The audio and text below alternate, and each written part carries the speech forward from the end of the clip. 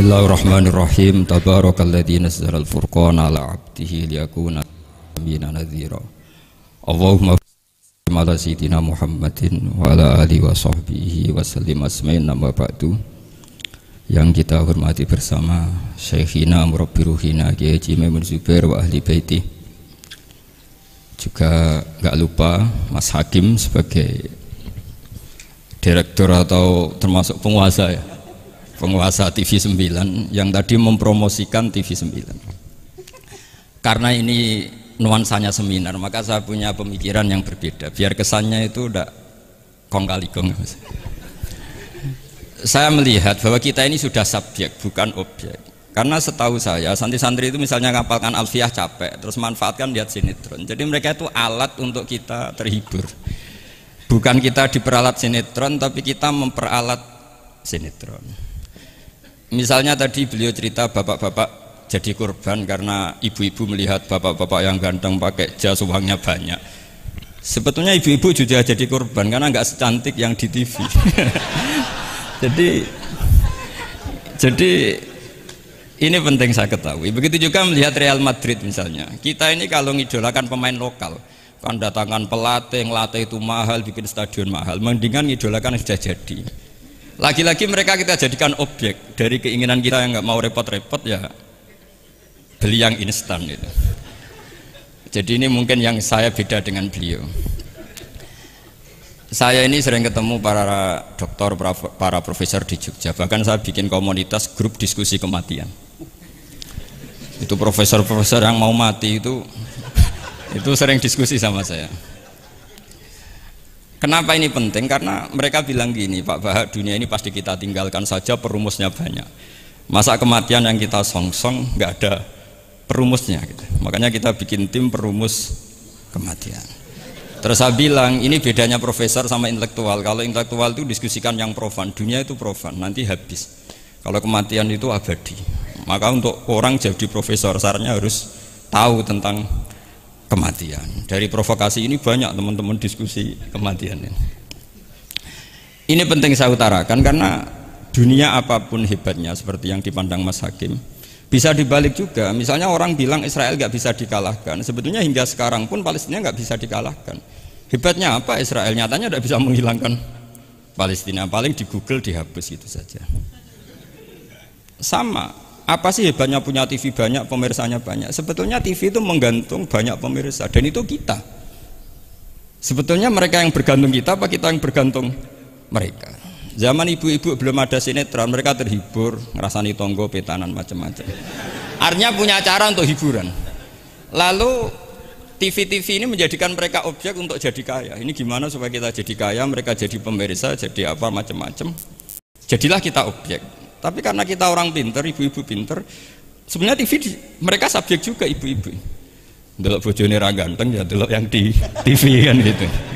Jadi ini pembanding saja karena ini acaranya seminar, nanti eksekutornya yang penasehnya Gus Yofur, muharirnya ini nanti itu.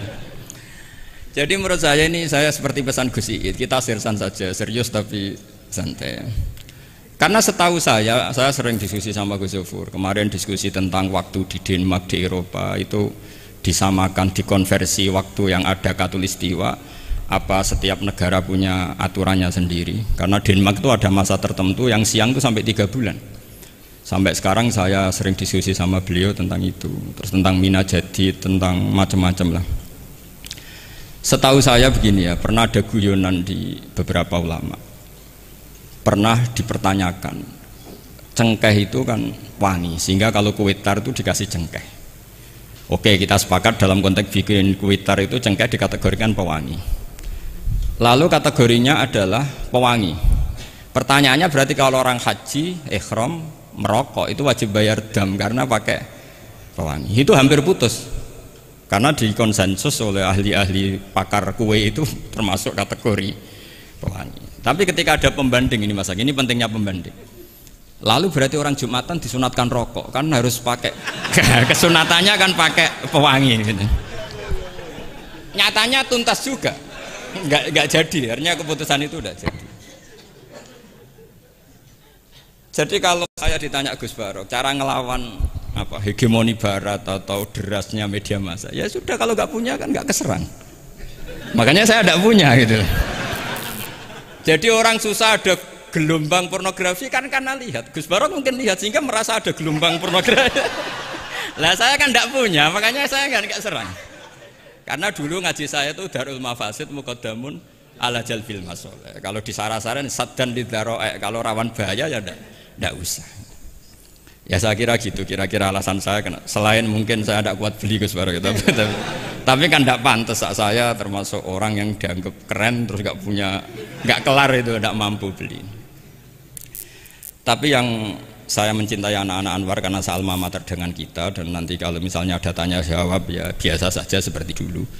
Anda tidak harus yakin saya benar, meskipun Anda jangan yakin pendapat Anda benar.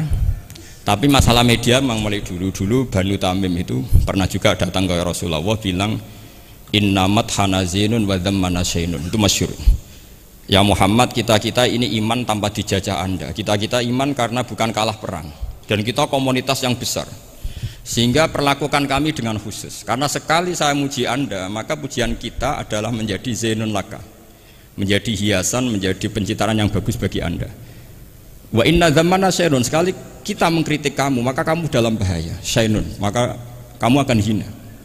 Apa jawab Rasulullah? Enak saja Nabi jawabnya, zaka Allah, kita ini orang iman, kalau dikritik media ya tenang saja, yang penting indallah benar. Nah mungkin saya latihan di makom itu sehingga saya itu sama media biasa saja. Istri saya lihat sinetron, setahu saya gitu, bersumpek gitu, delok dunia gitu, hiburan delok sinetron. Ini sebenarnya kita subjek apa objek? Kalau menurut Mas Hakim objek, kalau saya ya kita subjek. Kalau bosan ya ganti saja. Kalau bosan ganti. Jadi kita yang memainkan mereka, bukan kita yang dimainkan mereka. Wong yang pegang remote kita. Nah, saya kira ini yang ringan-ringan saja, seperti pesan Gus Iyad tadi, sersan itu serius tapi santai. Ya biasa saja menurut saya, ini zaman nggak bisa dilawan ya. Saya juga beberapa kali ketemu menteri, ketemu pejabat ya, kita sering diskusi. Kadang-kadang mereka bilang, Gus, mbok ya usul tentang sebetulnya tata negara itu kayak apa. Saya bilang ini basa-basi, ada pakarnya, tata negara itu sudah ada pakarnya. Kalau sampean tanya tata akhirat saya jelaskan. Ya tata akhirat itu kamu di dunia harus sujud. Dunia ini nanti profan, jabatan menteri itu profan. Kalau akhirat itu abadi. Akhirnya ngaji sama saya. Enggak bab itu tapi. Ini penting, bagaimanapun kita umatnya Nabi yang diamanati menyelamatkan umat ini sampai dunia akhirat. Kalau yang di dunia sudah ada spesialis ya kita terima, bagaimanapun orang Islam itu kalau bisa ya fid dunya hasanah. Tapi yang sudah agak-agak berKTP akhirat kayak saya jangan dipaksa. Ini penting ya, karena memang ayatnya wafil akhirati hasanah gitu. Jadi kita tidak boleh hanya bicara kompetisi antar TV macam-macam. Kalau antar program pengajian mau saya, karena itu ya saya kira demikian. Ini penting ya pembanding itu, karena saya punya cerita ya, betapa Rasulullah SAW ini sangat-sangat akademik ya. Saya punya cerita agak serius. Setelah ini selesai, saya ini terakhir Gus Bara. Suatu saat ada seorang sahabat, ini yang disetujui atau diamini oleh para ahli tafsir. Dia perang gitu atau ditugaskan ke Nabi itu. Di kitab saya sahabat itu namanya Muhallam bin Jassamah. Saya nggak tahu kalau nama itu di kitab Anda karena beda kitab namanya beda. Dulu itu kalau saya jago Tyson, kok Tyson kalah, oh di TV saya Tyson menang gitu. Tapi semenjak ada real time katanya nggak mungkin itu. Kalau Tyson menang ya menang semua. Tapi kalau kitab itu beda.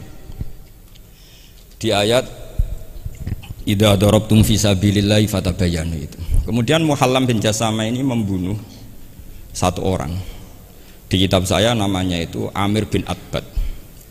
Setelah dibunuh, padahal orang ini setelah terdesak melafadzkan la ilaha illallah Muhammadur Rasulullah. Dalihnya ini kan tentang informasi juga ya, ini kaitannya masih informasi, saya bukan menyempal dari tema. Ditanya sama Rasulullah, kenapa kamu tetap bunuh padahal dia sudah melafadzkan la ilaha illallah? Kata dia, innama qalaha muta'awwidzan, dia melafadzkan itu karena muta'awwidzan saja, ingin berlindung dari serangan kita. Kata Nabi masih ya Nabi itu kan nggak mudah terpancing emosi. Halla syaqaqta an batnik, mbok kamu bedal ya, atau kamu bedah lah hatinya isinya kayak apa. Si Mulaham tadi masih balik loh, ya Rasulullah, lau syakak tubatnahu akun tu a'lamu ma fi qalbi. Kalau saya bedah apa saya terus tahu apa isi hatinya? Kata Nabi, ya kamu tetap nggak tahu meskipun kamu bedah hatinya, kamu tetap nggak tahu. Kenapa engkau nyuruh bedah ya Rasulullah? Wong akhirnya saya tetap nggak tahu. Unik jawabannya Nabi itu. Makanya kamu itu sembrono sekali, ngawur sekali kamu. Fala anta ta'lamu ma fi qalbi wala anta taqbalu ma takallama bi. Kamu itu orang aneh. Tahu hatinya ndak akan tahu, tapi menerima omongan yang zahir juga nggak mau. Terus mau kamu apa? Kemudian orang ini itu dianggap punya kesalahan besar. Satu, bantah Nabi dan membunuh orang sing talafadhu bi kalimati la ilaha illallah. Akhirnya ketika dimakamkan itu lafadhatul ardu, dimuntahkan oleh bumi sampai 3 kali. Terus Rasulullah ngendikan innal ardo taqbalu man huwa syarrun minhu walakinnallaha wa'adzakum alla ta'udu.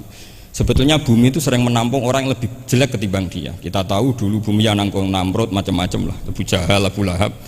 Tapi kenapa ini jadi begini, nggak diterima bumi? Karena Allah wa'adzakum alla ta'udu. Allah memberi nasihat supaya kamu tidak mengulang. Artinya begini teman-teman santri ya, dalam menerima informasi itu ada hal-hal yang butuh kita sikapi.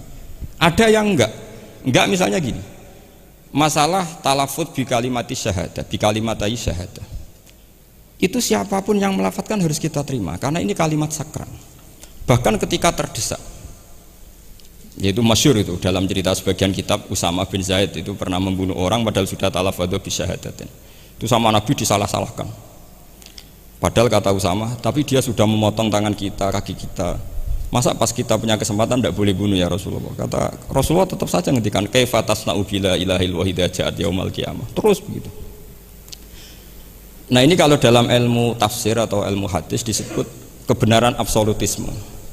Sehingga ada hadis mangqala la ilaha illallah dakhalal jannah wa in zana wa in saraka. Kalau di bab fikih informasi itu bisa kita terima kalau mukhbirnya itu adil, datanya valid. Tapi khusus kalimat syahadat itu tidak, wa in zana wa in saraka harus kita terima.